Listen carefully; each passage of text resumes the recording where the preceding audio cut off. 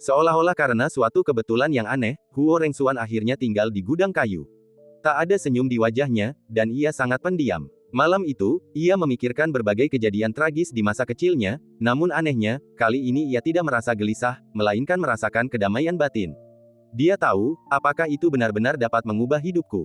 Sungguh menakjubkan bahwa Lu Nanxian dapat mencerahkan orang seperti manusia biasa, jadi Huo Rengsuan ingin menemukan cara khusus untuk mengubah garis keturunannya dan menjadi lebih kuat.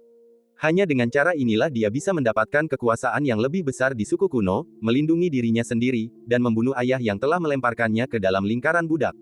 Jutaan tahun yang lalu, sebuah bencana memaksa banyak klan kuno yang abadi untuk bermigrasi jauh ke tanah leluhur, membawa serta sejumlah besar makhluk biasa.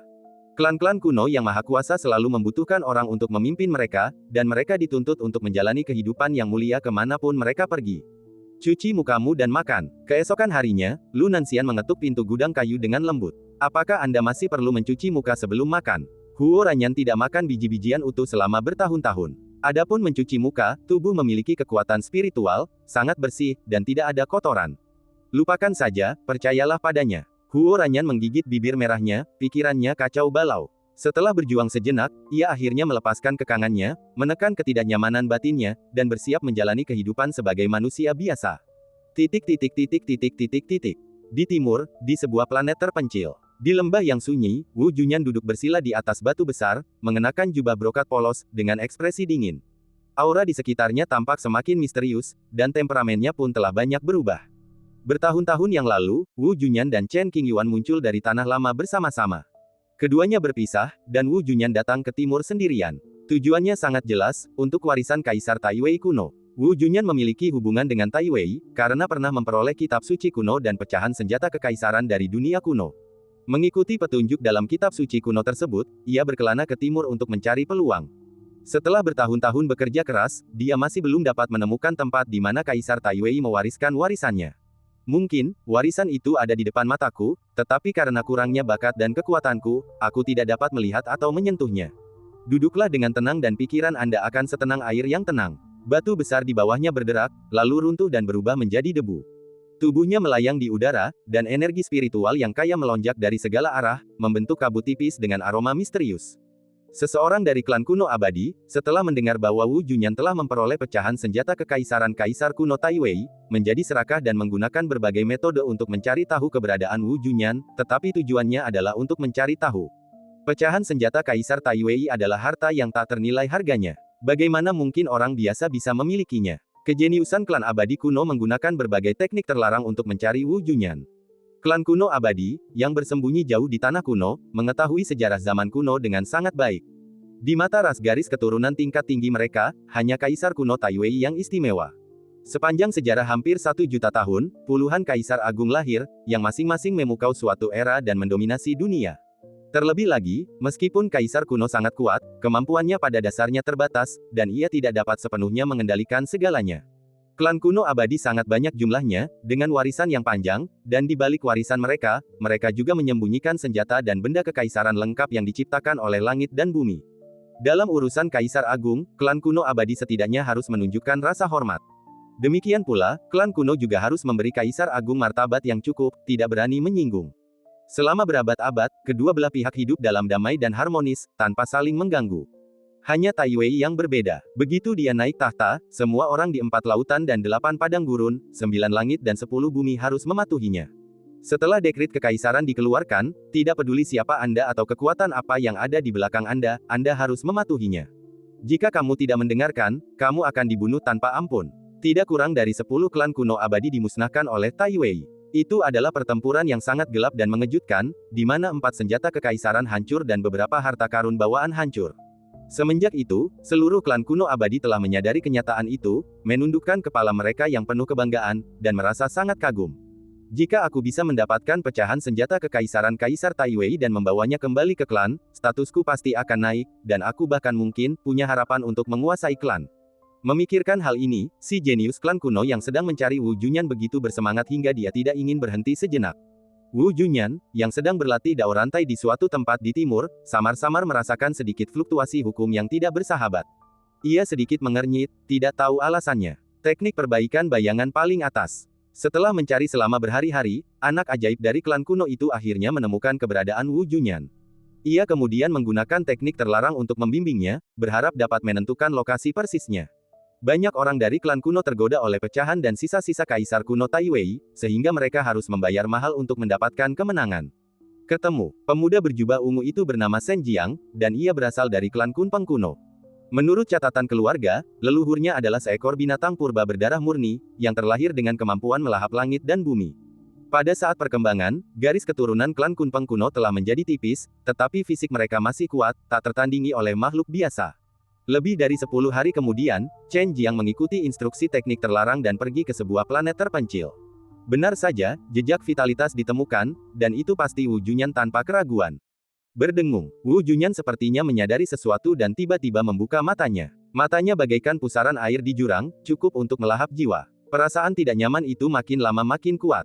Sebagai upaya terakhir, Wu Junyan berhenti memperbaiki rantai, menggunakan indera spiritualnya untuk menjelajah, dan melihat sekeliling. Sesaat kemudian, dia muncul dari kedalaman laut bintang Shen Jiang, berdiri di puncak bintang yang sunyi itu, dan menatap Wu Junyan yang ada di bawah. Dia melihat ke bawah dari atas, dengan kedua tangan di belakang punggungnya, ekspresinya dingin dan arogan, seperti seorang atasan. Apakah kamu Wu Junyan? Shen Jiang menatap Wu Junyan, mengamatinya dengan saksama, tetapi tidak menemukan sesuatu yang istimewa tentangnya. Ia bertanya-tanya bagaimana mungkin anak ini bisa mendapatkan pecahan senjata kekaisaran kaisar kuno Tai Wei. Menatap mata pendatang baru itu, Wu Junyan tidak berkata apa-apa, ekspresinya tenang, tetapi sedikit fluktuasi yang tidak biasa muncul di matanya yang dalam. Bisu, Shen Jiang mengerutkan kening, sedikit tidak senang. Pada titik ini, Wu Junyan tetap diam, menatap tajam. Tatapan mata yang lama membuat Shen Jiang merasa tidak nyaman. Sulit dijelaskan. Aku jelas berada di tempat yang tinggi, tapi kenapa aku merasa orang di depanku ini seperti berada di awan? Aku memberimu kesempatan untuk hidup. Serahkan pecahan-pecahan senjata kekaisaran Tai Wei. Shen Jiang mempertahankan sikap dingin dan arogan, dan kata-katanya mengandung sedikit ancaman. Ternyata itu untuk pecahan senjata kekaisaran. Mendengar ini, Wu Junyan mengerti maksud pengunjung itu. Gulungan. Jawaban Wu Junyan terhadap tujuan pengunjung itu sangat lugas, dia hemat kata-katanya dan sikapnya tegas. Tiba-tiba, Shen Jiang menjadi marah. Seorang manusia biasa berani memarahi garis keturunan kuno. Dia begitu lancang dan lancang sehingga pantas dihukum mati. Shen Jiang merasa sangat terhina oleh harga dirinya, dan niat membunuh muncul di matanya dan terus tumbuh. Ledakan. Saat berikutnya, Shen Jiang mengambil tindakan tanpa basa-basi lagi. Dia menginginkan pecahan senjata kekaisaran. Dia juga menginginkan nyawa Wu Junyan. Mereka yang berbicara kasar akan membayar harga yang mahal. Zeng, dengan suara Tao, sebuah gunung muncul di telapak tangan kanan Shen Jiang. Senjata suci tingkat tinggi yang ditempa oleh para prajurit kuno dari pegunungan raksasa itu memiliki kekuatan yang tidak lebih lemah dari bintang kecil. Pergi, Shen Jiangchu kemudian melemparkan prajurit suci gunung dan sungai dan mengaktifkan formula sihirnya, menyebabkan prajurit Tao menjadi sangat besar, menutupi langit dan matahari, meliputi area seluas puluhan ribu mil. Kegelapan langsung menelan ruang itu, membuat Wu Junyan merasa sedikit tidak nyaman. Namun, tidak ada rasa takut di wajah Wu Junyan, dia juga tidak bermaksud mundur atau melarikan diri. Ketika menghadapi musuh, kita harus bertarung dengan sekuat tenaga. Dentang, Wu Junyan memegang pedang hijau bergagang 3 di tangannya, dan cahaya pedang misterius memancar dari tubuhnya. Kekuatan 10.000 pedang berputar di sekujur tubuhnya, membentuk lingkaran besar niat pedang. Dor, dor, dalam sekejap, keduanya berbenturan. Kekuatan pedang hijau membelah langit. Para prajurit suci gunung dan sungai yang jatuh terhenti di udara karena dahsyatnya kekuatan pedang Qi, tidak mampu turun seinci pun. Kehampaan langit dan bumi bergetar terus-menerus, dan kekuatan dua hukum yang berbeda saling terkait di mana-mana di medan perang. Setelah kebuntuan beberapa saat, kekuatan konfrontasi mencapai batasnya. Dengan suara dentuman keras, kedua pria itu mundur beberapa langkah. Badai dahsyat terbentuk di antara mereka. Tanah hancur berkeping-keping, dan retakan yang dalam membentang puluhan ribu mil. Ada yang salah dengan orang ini. Hanya dengan satu gerakan, Shen Jiang dapat memastikan bahwa kekuatan Wu Junyan luar biasa, dan ekspresinya menjadi serius. Siapa dia? Wu Junyan mulai penasaran tentang asal-usul Shen Jiang. Setelah bertahun-tahun berlatih, ia mengira akan sulit menemukan lawan seusianya. Ia tak pernah membayangkan pria yang belum pernah dilihatnya sebelumnya mampu menangkis pedang berkekuatan penuhnya. Wu Junyan telah mengembangkan teknik pedang 10 arah King Zong ke tingkat yang sangat tinggi. Tidaklah berlebihan jika dikatakan bahwa di antara semua anak muda di dunia, tidak ada yang dapat menahan langkah Wu Junyan kecuali beberapa orang seperti Chen Qingyuan. Menarik, baru-baru ini, Wu Junyan mengalami kebuntuan mental, dan sulit untuk menembus kebuntuan kultivasi dan pencerahannya. Kebetulan, keesokan harinya ada musuh yang datang, dan ia dapat memanfaatkan kesempatan ini untuk menerobos dalam satu pertempuran. Semangat juang Wu Junyan langsung berkobar, bagaikan api yang berkobar membakar dataran. Api itu begitu besar hingga tak terkendali. Untuk diakui memiliki pecahan senjata kekaisaran, kau benar-benar cukup mampu. Ekspresi Chen Jiang berubah drastis. Ia tak berani meremehkan lawannya dan mulai menunjukkan kekuatan magis tertinggi dari klan kuno abadi. Perbedaan kekuatan antara keduanya tidak terlalu besar, sehingga pertempuran ini diperkirakan akan berlangsung lama. Lagi pula, niat utama Wu Junyan bukanlah mengalahkan lawannya, melainkan memanfaatkannya sebagai batu loncatan. Oleh karena itu, sekalipun Wu Junyan punya peluang menang, ia pasti akan menunda dan bermain perlahan. Laut batas kekacauan, Fu Cheng. Di aula utama istana, Lin Tua sedang memperbaiki tripod hitam kuno dan beristirahat sejenak.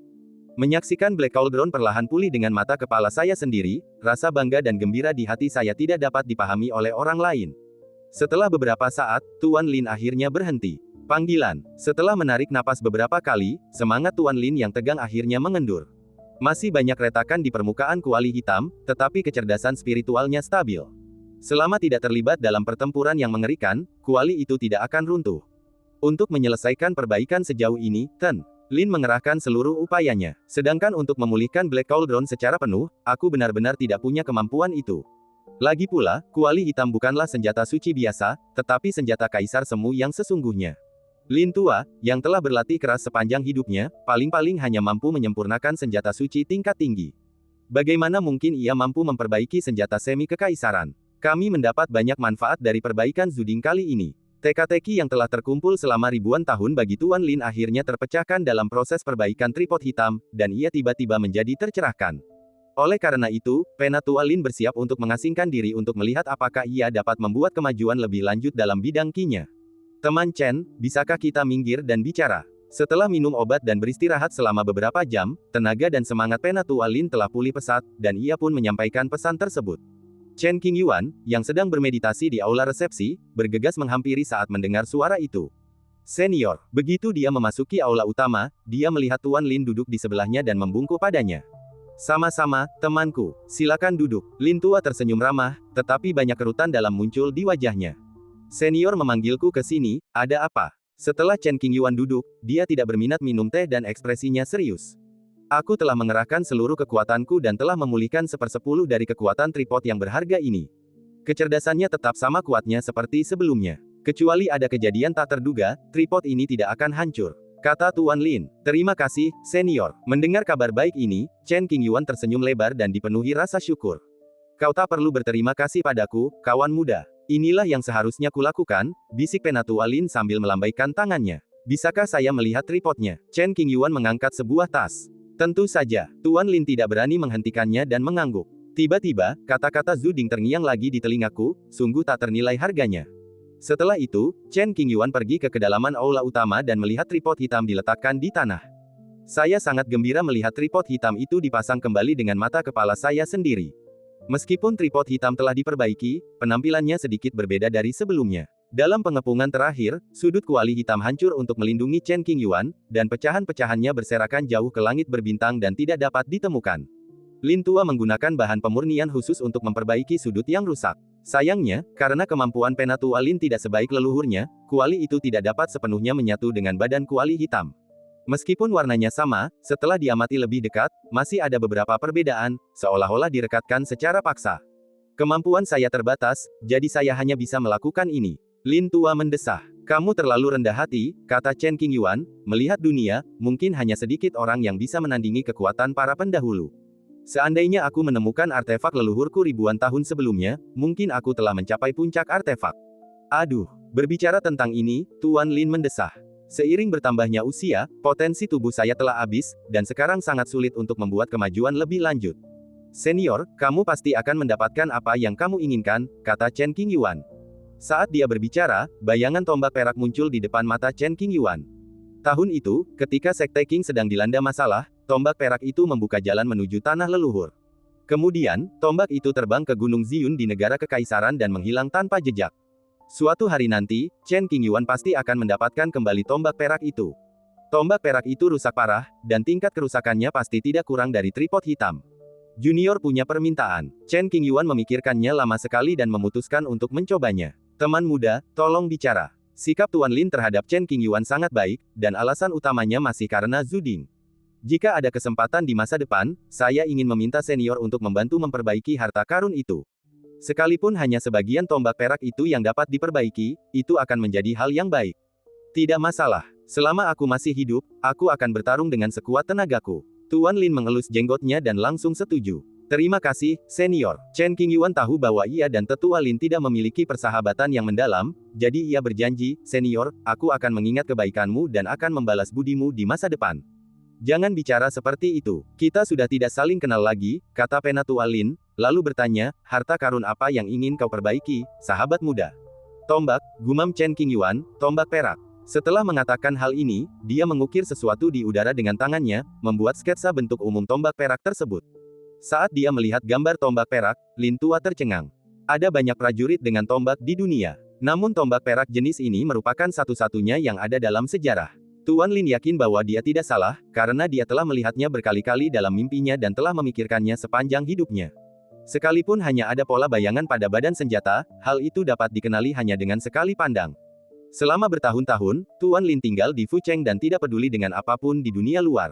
Oleh karena itu, Penatua Lin tidak menyadari peristiwa mengejutkan Chen Qingyuan yang menghunus tombak perak dan membuka jalan menuju tanah kuno. Jika ia tahu lebih awal bahwa tombak perak akan meletus, Penatua Lin pasti tidak akan tinggal diam. Bahkan jika itu berarti melawan Raja Tianyong, ia pasti akan bergegas ke dunia agung. Sambil menatap tajam pada gambar tombak perak di udara, tubuh Old Lin bergetar sedikit, mulutnya terbuka karena terkejut, matanya melebar seolah hendak melompat keluar. Setelah waktu yang tidak diketahui, Lin Tua dengan gemetar mengeluarkan sebuah kepingan giok dari tangannya. Dia menyingkirkan pembatas pada permukaan slip giok itu dan dengan hati-hati mengeluarkan isi slip giok itu, karena khawatir isinya akan rusak. Ini adalah sesuatu yang ditinggalkan oleh nenek moyang kita, dan catatan di dalamnya tak ternilai harganya.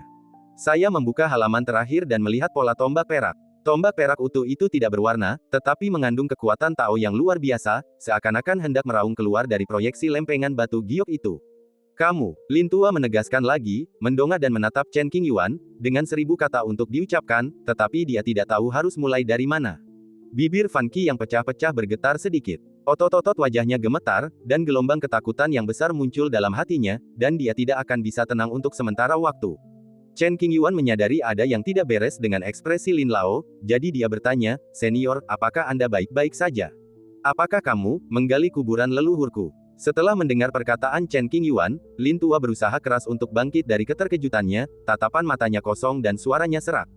Jangan salahkan Pak Tua Lin karena punya ide seperti itu. Pertama ada tripod hitam kuno, lalu tombak perak. Siapapun pasti punya ide gila. Tombak perak merupakan harta karun yang dimurnikan oleh leluhur Lin Lao. Apa? Chen Qingyuan tertegun dan tidak mengerti. Ini adalah karya terbaik leluhur saya. Saya pikir karya ini hancur seiring berjalannya waktu. Saya tidak menyangka akan hancur. Tuan Lin terlalu bersemangat dan terus mengulanginya. Apa? Chen Qingyuan terkejut, dan nadanya sedikit meninggi, lalu. Tripod hitam dan tombak perak itu sebenarnya milik leluhur Lin Tua. Kata, takdir, sungguh luar biasa, tak terlukiskan kata-kata. Sahabatku, apakah kamu membawa tombak perak ini? Setelah mengatakan hal itu, jantung Tuan Lin berdebar kencang, matanya dipenuhi rasa harap yang besar, dia menahan napas, dan seluruh tubuhnya menegang. Tidak, Chen Qingyuan tersadar dan menggelengkan kepalanya. Karena suatu kecelakaan, tombak perak itu hilang. Jika ada kesempatan nanti, aku pasti akan menemukannya. Benarkah begitu? Kekecewaan tampak jelas di wajah Penatua Lin, tetapi ia segera kembali bersukacita. Ia mendongak dan menatap Chen Qingyuan, seolah-olah telah melihat harta karun langka, dan tak mau mengalihkan pandangan. Saya yakin Chen Qingyuan pasti bisa menemukan tombak perak itu. Dengan begitu, dia bisa mengamatinya dengan saksama dan bahkan mempelajarinya. Memikirkan hal ini, sorot mata Lin Lao menjadi semakin panas, membuat Chen Qingyuan merasa tidak nyaman dan tanpa sadar mundur setengah langkah. Orang tua ini, dia tidak punya ciri-ciri Longyang, kan? Chen Qingyuan bergumam pada dirinya sendiri. Sahabatku tersayang, aku punya permintaan kepadamu. Tenggorokan Lin Tua berguling beberapa kali, menahan emosinya yang gelisah, dan nadanya memohon. Katamu, Chen Qingyuan tidak tahan dengan tatapan Lin Lao dan mengalihkan pandangannya ke tripod hitam. Jika Anda menemukan tombak perak itu, izinkan saya memeriksanya. Tetua Lin, setelah seumur hidup mencari pusaka leluhurnya, secara tak terduga menemukannya di usia senja dan sangat gembira. Saya akan mengabdikan seluruh pengetahuan hidup saya untuk memperbaiki tombak perak itu. Anggap saja ini sebagai bantuan untuk Anda. Tolong, serahkan tombak yang sudah diperbaiki itu kepada saya dan jangan serahkan kepada orang lain. Petik 2 tanda tanya petik 2. Chen Qingyuan bingung. Awalnya saya ingin meminta bantuan Tuan Lin untuk memperbaiki tombak perak itu di masa mendatang, sebagai bentuk bantuan kepada beliau. Siapa sangka keadaan akan berbalik, dan Tuan Lin memohon agar tombak perak itu dikembalikan, dan bahkan berjanji akan memberikan bantuan besar. Jika dia dapat mempelajari dengan saksama harta karun yang dimurnikan oleh leluhurnya, Penatua Lin yakin bahwa jalannya menuju seni senjata dapat dibawa ke tingkat yang lebih tinggi. Tripod hitam itu benar-benar mengejutkan Lin Tua, dan emosinya memuncak dan bertahan lama. Namun, petunjuk tombak perak itu membuat emosi Lin Lao tak terkendali.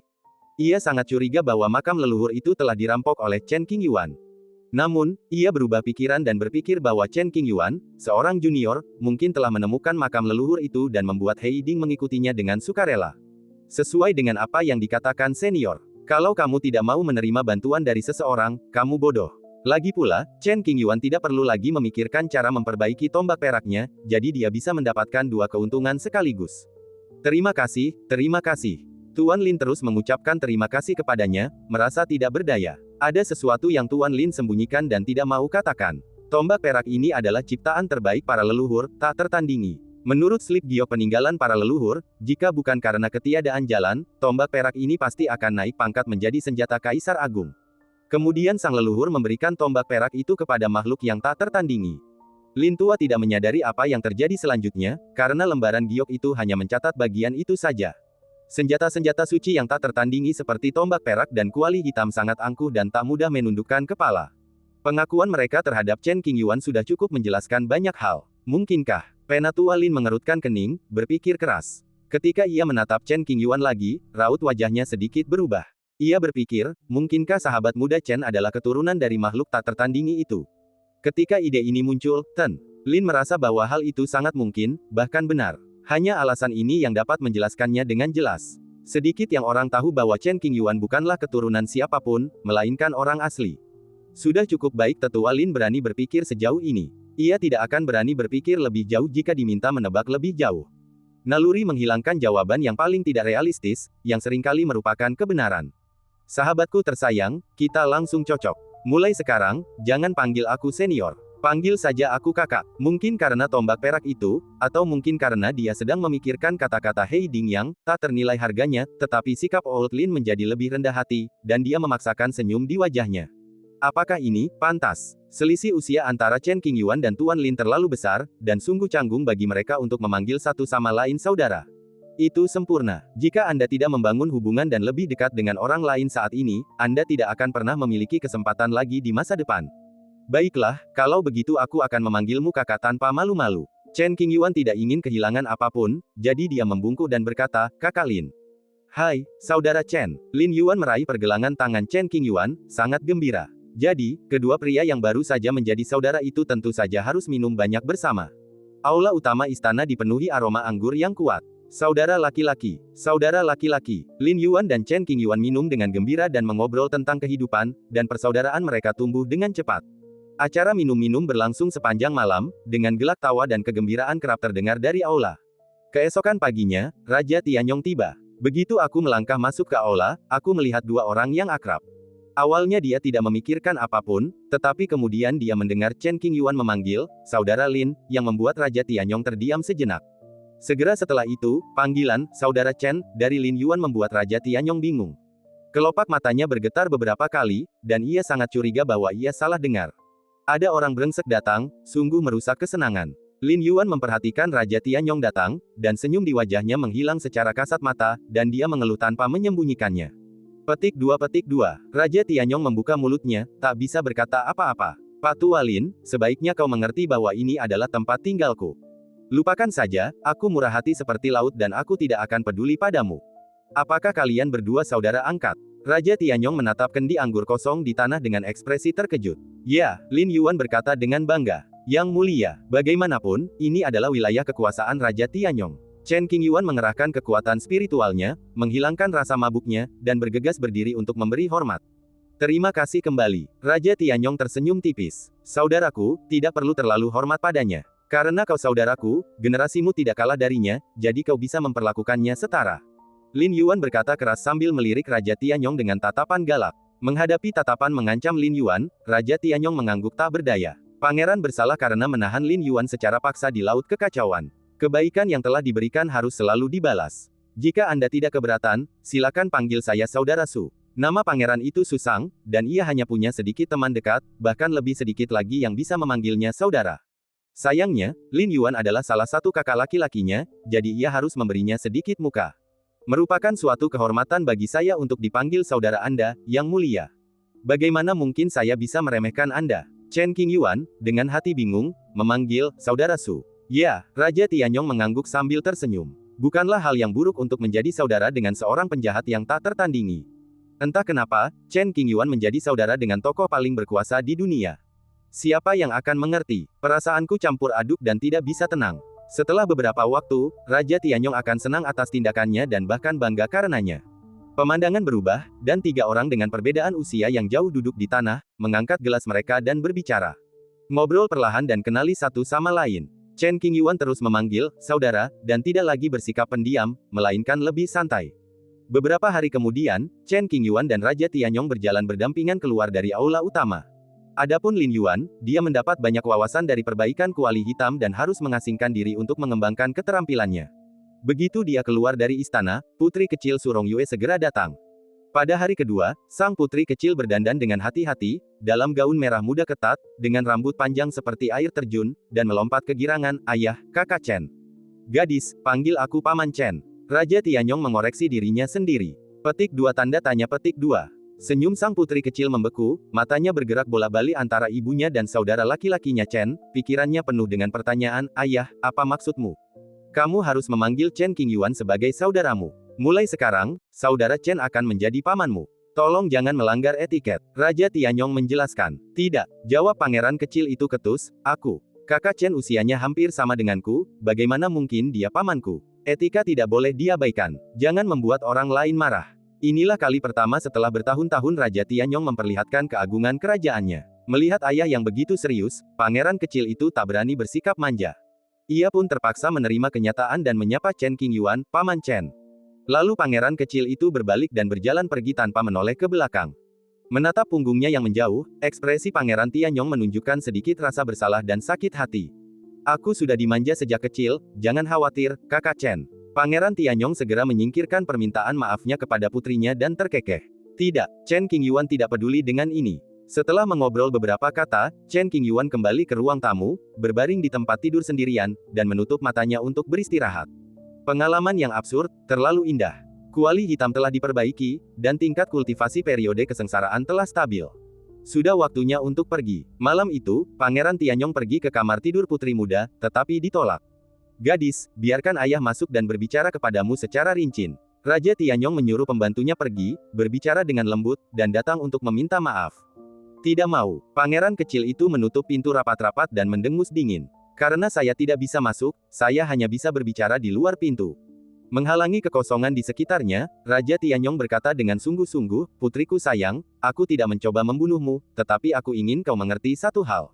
Tidak akan ada masa depan antara kau dan Chen Qingyuan. Kenapa? Sang pangeran kecil keberatan, hanya karena ayah dan kakak Chen adalah saudara angkat, bukankah itu berarti aku tidak bisa mencintainya?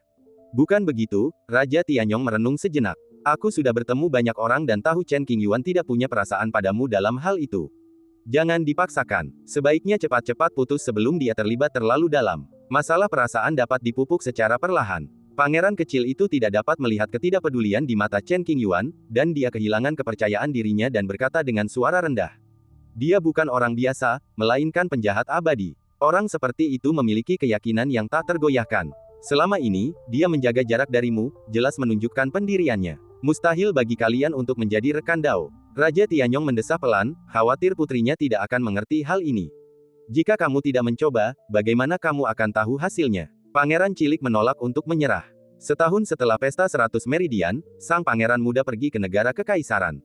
Ia menyaksikan dari jauh Chen Qingyuan, yang telah mengintimidasi rekan-rekannya, dan jantungnya berdebar kencang untuk pertama kalinya. Bagaimana ia bisa melepaskannya begitu mudah? Aduh, Raja Tianyong mendesah lagi dan menegur, dia dan kau bukan tipe yang sama. Memutuskan hubungan cinta sekarang hanya akan membawa rasa sakit sementara. Jika kau terus melanjutkan, kau akan menghabiskan seluruh hidupmu mengejar jejaknya, dan pada akhirnya kau bahkan tak akan bisa melihat punggungnya. Itu tak sepadan. Ayah, aku coba saja. Putri kecil itu bersandar di pintu, menggigit bibir merahnya. Meskipun ia periang dan lincah, dan tidak pernah mengalami kesulitan sejak kecil, ia tak bisa menyembunyikan betapa jauhnya jarak antara dirinya dan Chen Qingyuan. Air mata menggenang di matanya, dan suaranya sedikit tercekat, kalau aku benar-benar tak bisa mengejar, aku akan menyerah saat aku lelah. Kamu putuskan sendiri. Raja Tianyong tidak bisa memaksakan masalah hati. Hanya setelah kau berusaha dan memastikan tak ada harapan lagi, barulah kau benar-benar tahu cara melepaskannya. Kini setelah pangeran kecil itu mengungkapkan perasaannya hanya dengan beberapa patah kata, rasanya perasaan ini tak lagi tulus. Sebelum wafat, Raja Tianyong berkata, Chen Qingyuan akan pergi beberapa hari lagi. Apakah kau ingin pergi dan mengantarnya? Tidak, putriku akan bekerja keras memperbaiki rantai itu. Kalau dia berhasil, kita akan bertemu lagi. Pangeran cilik enggan melepaskan Chen Qingyuan, dan meskipun ingin mengantarnya langsung, ia takut Chen Qingyuan akan kehilangan kendali atas emosinya. Ia hanya berdiam diri di dalam, berdoa dalam hati untuk keselamatannya. Setelah obrolan itu, Raja Tianyong meninggal dunia. Waktu berlalu dengan cepat, dan tibalah hari ketika Chen Qingyuan pergi. Aku mengambil tripod hitam dan mengepak barang bawaanku. Naiki kapal perang dan bersiap untuk berangkat. Raja Tianyong mengirim beberapa guru untuk menemani dan melindungi Chen Qingyuan untuk memastikan keselamatannya. Hati-hati, saudaraku. Di depan semua orang, Raja Tianyong mengakui persaudaraan Chen Qingyuan. Dalam sekejap, banyak pasang mata terkejut dan kaget tertuju pada Chen Qingyuan, dan pemandangan itu tampak sangat aneh. Pangeran dan Chen Shizi menjadi saudara. Memalukan. Semua orang tercengang, pikiran mereka menjadi kosong, dan mereka sangat terkejut. Kakak, jaga diri. Berdiri di haluan, Chen Qingyuan menggenggam tinjunya dan berkata. Semua orang yang hadir membuka mulut lebar-lebar, cukup untuk memasukkan sebutir telur. Mata mereka dipenuhi keterkejutan yang hebat, ekspresi mereka syarat dengan kecurigaan. Setelah beberapa lama, Raja Tianyong menyadari bahwa kapal perang belum juga berangkat, dan berteriak kepada orang yang bertugas di kapal, apa yang kau lakukan di sana? Cepat berangkat. Oh. Kaptennya adalah Ge Qingyu, seorang ahli top. Ia telah menjelajahi dunia ribuan mil dan menyaksikan berbagai macam badai, tetapi saat ini, ia tertegun, tampak sangat tidak wajar dan bingung. Saudara Chen harus dikirim dengan selamat ke Akademi Daoyi. Tidak boleh ada kesalahan. Raja Tianyong memberikan instruksi tegas tanpa mempedulikan apa yang dipikirkan orang lain. Ya, Ge Qingyu dan yang lainnya meyakinkan. Mengawalnya seharusnya tidak sulit. Boom. Kapal perang itu mulai bergerak dan berlayar perlahan menuju kejauhan, lalu segera menghilang ke dalam lautan kekacauan yang tak terbatas. Menyaksikan kapal-kapal perang berangkat, Raja Tianyong berdiri dengan tangan di belakang punggungnya, raut kesedihan terpancar di matanya. Cinta putri bungsunya kepada pria yang begitu mempesona ditakdirkan untuk sia-sia. Raja Tianyong telah melihat banyak orang, dan ia tahu bahwa Chen Qingyuan bukanlah orang yang sentimental. Tujuannya adalah mencapai puncak jalan dan menjadi bintang paling terang di dunia yang makmur. Saudara Chen, aku ingin tahu seperti apa pemandangannya saat kita bertemu nanti. Masa depan Fu Cheng telah diserahkan kepada Chen Qingyuan oleh Raja Tianyong. Setelah bertahun-tahun, ketika Raja Tianyong meninggal, tidak akan ada lagi yang menjaga Fu Cheng. Sangat sulit untuk menemukan hukum dan aturan laut yang kacau. Badai kehampaan sering muncul, dengan kekuatan yang bervariasi, dari kuat hingga lemah. Badai yang dahsyat dapat langsung menghancurkan jiwa dan raga seorang praktisi Mahayana. Raja Tianyong mampu membangun kota di laut kekacauan karena ia menguasai hukum yang mengatur operasi laut kekacauan. Bawahannya hanya perlu mengikuti rute tertentu dan pada dasarnya tidak akan menemui masalah. Perjalanannya lancar dan tidak ada hambatan. Kapal perang sepanjang 1000 kaki itu memiliki cahaya keemasan redup di permukaannya, mengisolasinya dari hukum laut perbatasan yang kacau. Di haluan, Chen Qingyuan dan Ge Qingyu berdiri berdampingan. Yang seorang berpakaian biru, dan yang lainnya berpakaian kain polos. Tuan Chen, ini anggur guian terbaik, cobalah. Ge Qingyu mengeluarkan anggur spiritual terbaik dari dasar kotak dan menyerahkan sebuah kendi kecil kepada Guo. Dalam sekejap mata, Chen Qingyuan menjadi saudara laki-laki sang pangeran. Ge Qingyu tidak berani memanggilnya sahabat kecil lagi, jadi tentu saja ia harus mengganti gelarnya. Terima kasih. Chen Qingyuan menerima anggur itu dan tersenyum. Mereka berdua minum anggur berkualitas, memandangi pemandangan unik laut kekacauan, dan menghabiskan waktu bersama dengan tenang. Kadang-kadang, Ge Qingyu melirik Chen Qingyuan dengan pandangan aneh, sebagian besarnya karena penasaran mengapa Chen Qingyuan menjadi saudara dengan pangeran. Laut di perbatasan sangat gelap, bagaikan alam semesta yang rusak. Pada saat ini, ada beberapa cahaya yang sulit dijelaskan, yang mungkin merupakan beberapa bintang yang bermutasi, atau beberapa harta Tao yang terdampar di lautan batas. Setiap beberapa jam, pusaran hitam raksasa akan muncul di dekat kapal perang, mengancam akan melahap dan menghancurkannya menjadi debu. Untungnya, kapal perang itu diukir dengan simbol-simbol khusus yang menentang hukum yang kacau balau ini, dan tetap aman. Setelah berjalan selama lebih dari 10 hari, mereka secara bertahap mendekati Northern Wilderness. Ge Qingyu dan yang lainnya berencana untuk mengawal Chen Qingyuan ke Akademi Daoyi secara langsung sesuai instruksi Raja Tianyong, sehingga mereka bisa merasa tenang. Masih ada 5 hari perjalanan lagi. Sebentar lagi, setelah menghitung waktu, Ge Qingyu berbisik kepada Chen Qingyuan di sampingnya. Saya ingin merepotkan Anda, Tuan Ge, untuk melindungi kami selama perjalanan. Semakin dekat ke Northern Wasteland, Chen Qingyuan sering teringat wanita berbaju merah di Abyss. Sudah bertahun-tahun ia tidak bertemu dengannya, dan bertanya-tanya apakah ia baik-baik saja. Kali ini, saya bisa pergi ke Tianyuan dan melihat apakah saya bisa masuk. Sama-sama, dengan senang hati, Ge Qingyu merasa tersanjung. Kenapa Tuan Ge lebih pendiam daripada aku? Goda Chen Qingyuan, Tuan Ge tidak seperti ini saat pertama kali kita bertemu. Sebagai tanggapan, Ge Qingyu tersenyum pahit dan tidak menjawab. Aku berpikir dalam hati, siapa sangka kau tiba-tiba menjadi saudara pangeran. Sekarang zaman sudah berbeda, dan sikap harus diubah. Ledakan. Tiba-tiba kapal perang itu berguncang. Ge Qingyu dan Chen Qingyuan berhenti mengobrol, wajah mereka tiba-tiba menjadi serius, dan mereka bergegas memahami situasi. Ada apa? Ge Qingyu melayang ke udara, mengamati ruang laut di sekitarnya, dan bertanya kepada rekan-rekannya. Tidak ditemukan hal aneh. Kapal perang itu utuh dan semuanya normal. Lao Ge, aku tidak punya masalah. Semua orang langsung berbicara. Semakin normal kelihatannya, semakin Ge Qingyu merasa ada yang salah. Alisnya berkerut dan matanya menggelap. Ia sendiri memeriksa dupa dan pergi ke setiap sudut kapal perang. Rune-rune di kapal itu keras dan padat, tanpa tanda-tanda kendur. Itu aneh. Ini adalah pertama kalinya Ge Qingyu menemui hal aneh seperti itu selama bertahun-tahun. Tidak ada badai di lautan luas itu, dan tidak ada kapal perang yang rusak. Mengapa tiba-tiba berguncang tadi? Jika sesuatu tidak normal, pasti ada yang salah. Jangan ceroboh. Pada perjalanan berikutnya, Ge Qingyu sangat berhati-hati dan fokus. 2 hari pertama berjalan damai, tanpa gangguan. Hanya tersisa 3 hari lagi sebelum perjalanan ke Northern Wasteland. Ge Qingyu mengira guncangan kapal perang itu sebuah kecelakaan dan hendak menenangkan diri, tetapi tiba-tiba situasinya berubah lagi. Gemuruh. Kapal perang itu bergoyang hebat dari sisi ke sisi. Tetap tenang. Ge Qingyu tidak punya pilihan selain mencoba yang terbaik untuk menstabilkan kapal perang dan membiarkan rekan-rekannya menjaga posisi kunci kapal perang. Pasti ada alasannya. Ada yang salah. Bukan karena kapal perang dan laut perbatasan, pasti ada unsur lain. Chen Qingyuan berdiri di atas perahu, tubuhnya bergoyang mengikuti lambung kapal, kakinya seakan-akan tertancap di geladak, tidak bergerak. Menghadapi situasi yang tidak biasa seperti itu, Chen Qingyuan tampak serius dan merasa gelisah. Kapal perang itu terus berguncang dan tidak menunjukkan tanda-tanda akan berhenti. Bukan hanya kapal perang yang ditumpangi Chen Qingyuan saja, tetapi juga kapal perang dan kereta perang yang tak terhitung jumlahnya yang tengah melintasi laut perbatasan saat ini menemui masalah yang sama. Apa yang sebenarnya terjadi? Kegelisahan di hatiku bagaikan benih yang tumbuh dan seketika tumbuh menjadi pohon yang menjulang tinggi. Ledakan. Tak lama kemudian, badai dahsyat menerjang dari jauh dan langsung menyelimuti wilayah itu, tak menyisakan tempat untuk bersembunyi. Penghalang yang kuat. Ge Qingyu membelalakan matanya, meraung, dan sangat cemas. Lebih dari 10 biksu Mahayana di kapal perang menggunakan semua metode mereka untuk berdoa agar mereka dapat selamat dari badai aneh ini. Wilayah ini dianggap aman dan telah terjadi kerusuhan di sana puluhan ribu tahun yang lalu. Mengapa badai yang begitu dahsyat tiba-tiba melanda? Ge Qingyu dan yang lainnya mengendalikan kapal perang sambil memikirkan pertanyaan ini, dan mereka sangat bingung. Ledakan. Badai datang, dan kapal perang itu bagaikan daun di laut, terombang-ambing oleh ombak dan terus berguncang. Dengan suara dentuman keras, sisi kiri lambung kapal runtuh seketika, dan puluhan ribu pon kulitnya terlepas. Meskipun Chen Qingyuan dan yang lainnya berada di dalam perahu, mereka mengalami benturan yang cukup keras, organ-organ dalam mereka bergejolak dan darah mengalir balik di tubuh mereka. Di bawah pimpinan Ge Qingyu, kapal perang itu berguncang namun tidak hancur.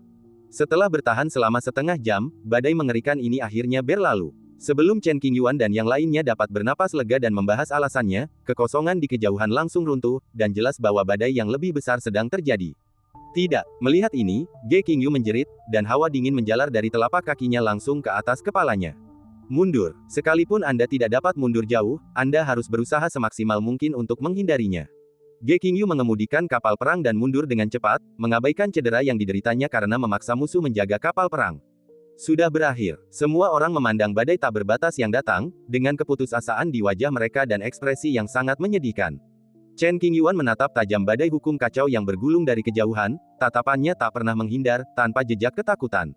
Hanya ada sedikit kekhawatiran. Pada saat ini, Chen Qingyuan tiba-tiba teringat sesuatu. Dahulu kala, sebelum kakek Dugu pergi ke jurang iblis, Chen Qingyuan dan kakek berdiskusi tentang urusan dunia, dan di antara mereka, mereka membicarakan tentang jurang iblis. Chen Qingyuan pernah bertanya, di mana jurang iblis? Orang tua itu menunjuk ke langit berbintang, laut batas. Sejuta tahun yang lalu, selama perang apokaliptik, daratan Shenzhou terbagi menjadi 3 wilayah, provinsi kekaisaran, kehancuran utara, dan wilayah selatan. Wilayah-wilayah ini bagaikan wilayah kosmik yang terbagi. Laut kekacauan, yang terletak di sekitar alam semesta provinsi kekaisaran, memisahkan mereka. Pada saat ini, sambil merasakan fluktuasi aneh pada hukum laut batas, Chen Qingyuan tak dapat menahan diri untuk menebak dengan mengerikan.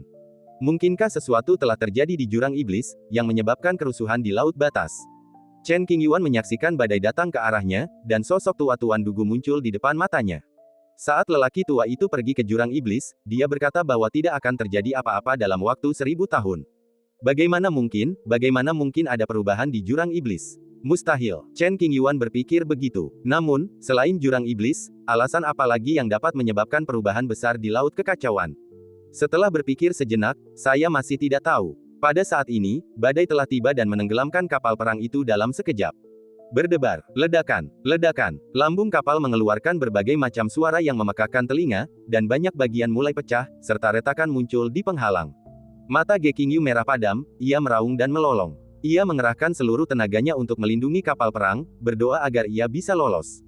Engah, jejak hukum kekacauan menembus celah-celah penghalang dan mengebornya. Chen Qingyuan, yang kultivasinya baru mencapai tahap penyeberangan kesengsaraan, tak sanggup menahannya. Darah dan ki-nya melonjak, dan ia memuntahkan darah lalu terpental mundur. Seorang kultivator Mahayana segera mengambil tindakan, melindungi Chen Qingyuan di belakangnya, dan berteriak, lindungi Tuan Chen. Mereka boleh mati, tetapi Chen Qingyuan tidak boleh pergi. Kehidupan sang pangeran, aku bersumpah untuk menjunjungnya sampai mati. Kapal perang itu terombang-ambing, dan setiap sudut mulai retak. Hukum kekacauan yang dahsyat menghancurkan penghalang, dan tekanan luar biasa memenuhi Chen Qingyuan dan yang lainnya. Bahkan bagi seorang kultivator Mahayana, tubuh fisik tampak sangat rapuh dan terpecah-pecah di bawah hukum kekacauan. Ah! Semua orang berteriak dengan menyayat hati, pikiran mereka kabur, dan sulit bagi mereka untuk melindungi Chen Qingyuan. Tubuh Chen Qingyuan tercabik-cabik oleh kekuatan yang mengerikan, dan rasa perihnya begitu kuat hingga dia tidak dapat menahan diri untuk menjerit kesakitan. Ge Qingyu tahu bahwa dia tidak dapat mempertahankan kapal perang, jadi dia hanya bisa berlari ke sisi Chen Qingyuan dan menggunakan sisa kekuatannya untuk melindunginya. Kakak Ding, tolong. Pada titik ini, Chen Qingyuan tidak punya pilihan selain mengeluarkan tripod hitam.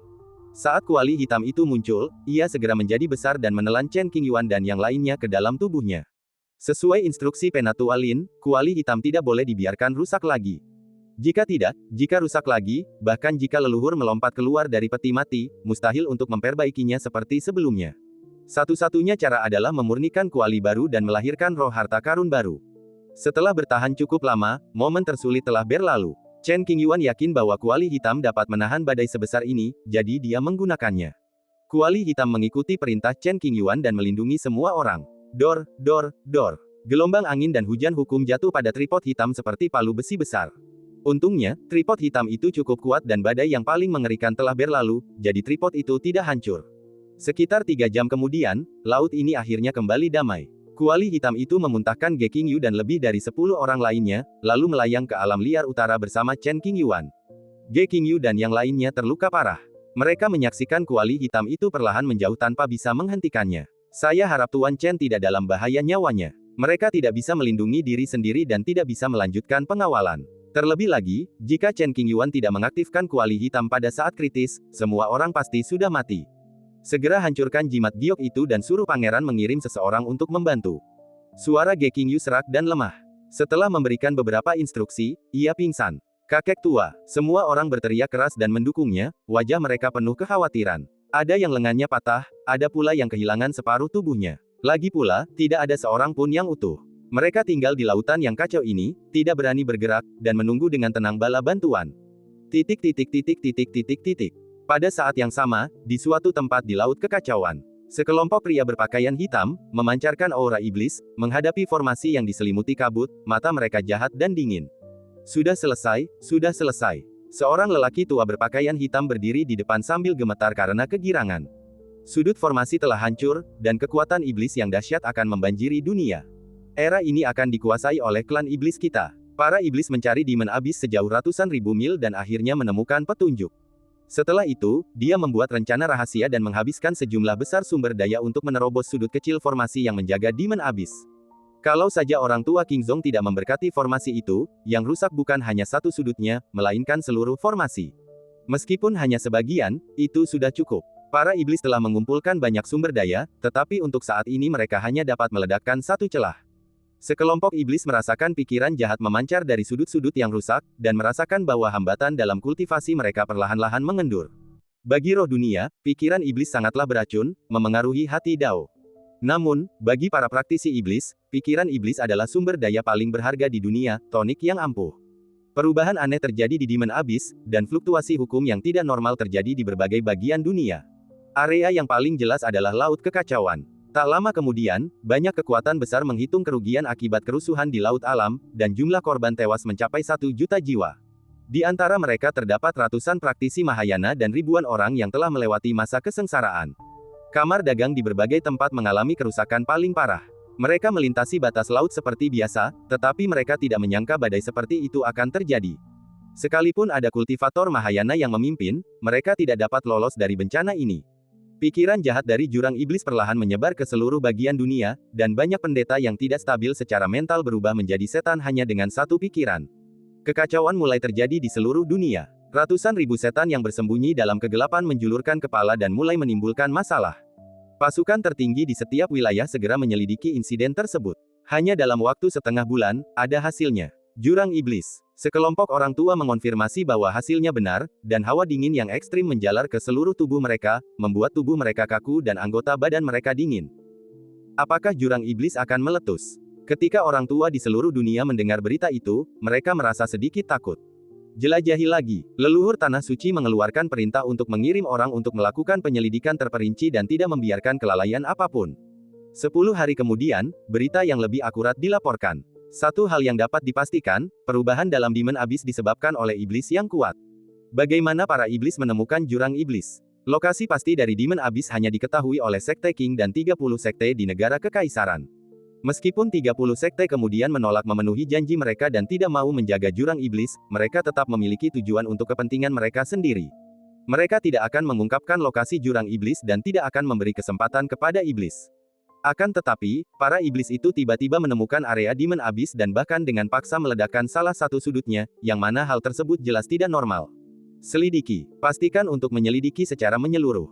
Kini, Sekte King tak lagi menopang dunia ini, dan para penguasa dari seluruh negeri panik. Mereka saling menghubungi untuk membahas cara menyelesaikan masalah tersebut. Pasukan-pasukan tertinggi di negara kekaisaran memimpin dengan mengirimkan sekelompok prajurit tangguh ke jurang iblis untuk menghentikan iblis-iblis yang terus-menerus menyebabkan kerusakan. Mereka ingin melihat seberapa parah kerusakannya dan berharap dapat memperbaikinya. Batu giok khusus yang dapat menghantarkan suara digantung di depan leluhur semua pihak, sehingga mereka dapat bernegosiasi meskipun mereka berada jauh. Apa yang harus dilakukan? Dulu ketika Pak Tua Dugu pergi ke jurang iblis, secara logika, seharusnya tidak ada yang perlu dikhawatirkan setidaknya selama 1000 tahun. Sekarang jurang iblis bertingkah aneh, apa saranmu? Meskipun jurang iblis itu masalah, seharusnya bisa dipecahkan. Kurasa tidak perlu terlalu khawatir. Jangan khawatir, omong kosong. Bahkan kerusakan kecil pada formasi pertahanan akan berakibat fatal. Jika jurang iblis benar-benar terbuka, akibatnya tak terbayangkan. Sekelompok orang tua mengungkapkan pendapat mereka, dan lebih dari separuhnya merasa khawatir. Saya pikir saya tidak akan harus berhadapan dengan hal menyebalkan ini dalam jangka pendek, tetapi situasinya tiba-tiba berubah, membuat saya sama sekali tidak siap. Saya pribadi datang ke Villa Langya, dan telah menjual harga diri saya, memohon para tetua untuk turun tangan. Saya sudah menemukan sumber masalah ini. Seorang tokoh kuat dari aliran Konfusianisme segera menenangkan semua orang. Cepat katakan padaku, para tetua ingin mendengar apa yang sebenarnya terjadi. Fakta bahwa para iblis berhasil mendapatkan koordinat spesifik jurang iblis adalah kebocoran dari dinasti Mojiang. Sarjana Konfusianisme yang hebat itu berbicara terus terang tanpa bertele-tele. Gunung Yuksu, salah satu dari 30 sekte utama di Dizu, dihancurkan oleh orang tua Sekte King bertahun-tahun yang lalu, dan semua pemimpin puncaknya meninggal. Beberapa waktu lalu, berbagai faksi diam-diam berencana untuk mengepung dan membunuh Chen Qingyuan. Di antara mereka, dinasti Mojiang berhasil menahan tekanan yang luar biasa, tetapi dihantam oleh amarah dekan, dan vitalitasnya rusak parah. Dinasti ini tidak lagi memenuhi syarat untuk mempertahankan posisinya sebagai kekuatan puncak. Beberapa pejabat tinggi dinasti Mojiang yang selamat membenci berbagai sekte karena tidak memberikan bantuan tepat waktu. Para iblis memanfaatkan kesempatan ini dan mengetahui segala hal tentang jurang iblis dari para pejabat tinggi dinasti Mojiang. Kebanyakan orang biasa di dunia bersifat egois dan tidak peduli dengan orang lain. Dinasti Mojiang menganut gagasan untuk tidak membiarkan orang lain menjalani kehidupan yang mudah seperti halnya diri mereka sendiri, dan mengkhianati ajaran leluhur mereka, mengungkapkan koordinat spesifik dan berbagai rahasia jurang iblis. Tidak ada yang penting lagi. Brengsek. Setelah mengetahui seluruh cerita, wajah para tetua berubah muram dan amarah mereka memuncak. Mereka berharap bisa segera melenyapkan dinasti Mojiang. Kau tak perlu bertindak. Para pejabat tinggi dinasti Mojiang, yang menyadari konsekuensi tindakan mereka, bunuh diri setengah bulan yang lalu. Kini, ibu kota dinasti itu kosong melompong, tak bernyawa. Kata guru Konfusian itu dengan nada dingin. Setelah kata-kata itu diucapkan, semua orang terdiam. Para pejabat tinggi dinasti Mojiang itu sungguh kejam. Setelah merusak vitalitas mereka sendiri dan kehilangan harapan untuk mempertahankan posisi, mereka bertekad untuk menyeret dunia ke bawah bersama mereka.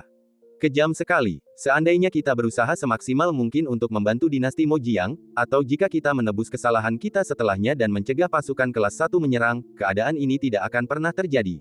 Seorang lelaki tua tertentu tampaknya tidak dapat memahami tindakan para petinggi dinasti, dan berbicara dengan sedikit rasa malu.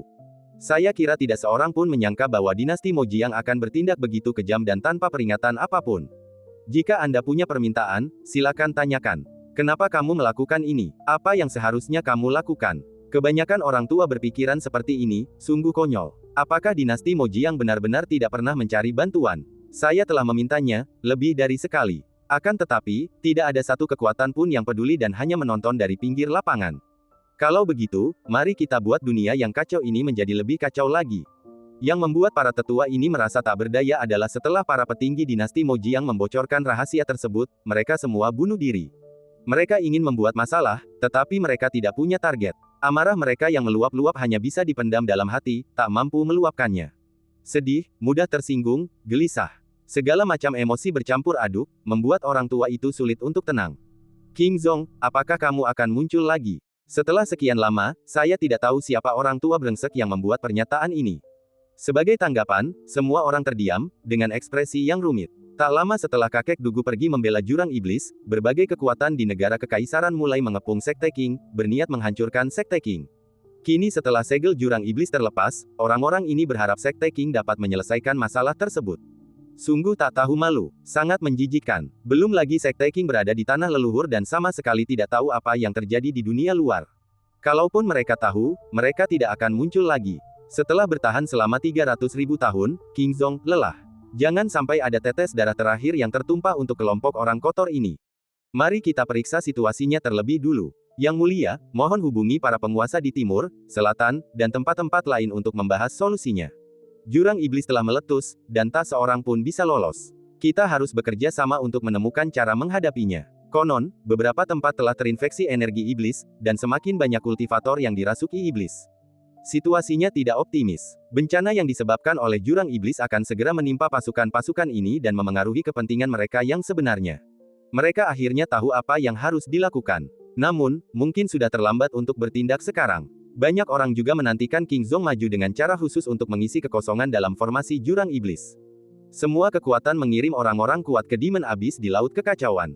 Para iblis tingkat tinggi tidak berani berhadapan langsung dengan para pahlawan dan sudah mundur. Penghalang formasi telah rusak, tidak peduli siapa yang datang, itu tidak akan berguna. Secara kasar, hanya dibutuhkan waktu beberapa ratus tahun bagi formasi segel untuk runtuh sepenuhnya. Pada saat itu, zaman setan akan tiba. Hanya beberapa ratus tahun, sekejap mata, para iblis mampu menunggu. Para pahlawan berkumpul di jurang iblis. Kabut menyelimuti di depan dan hukum-hukum mengerikan berkeliaran. Tak seorang pun berani mendekat. Mata telanjang dapat melihat celah besar muncul di salah satu tepi formasi, dikelilingi retakan-retakan padat. Seiring berjalannya waktu, retakan-retakan itu perlahan menyebar ke area lain, tak terbendung sama sekali.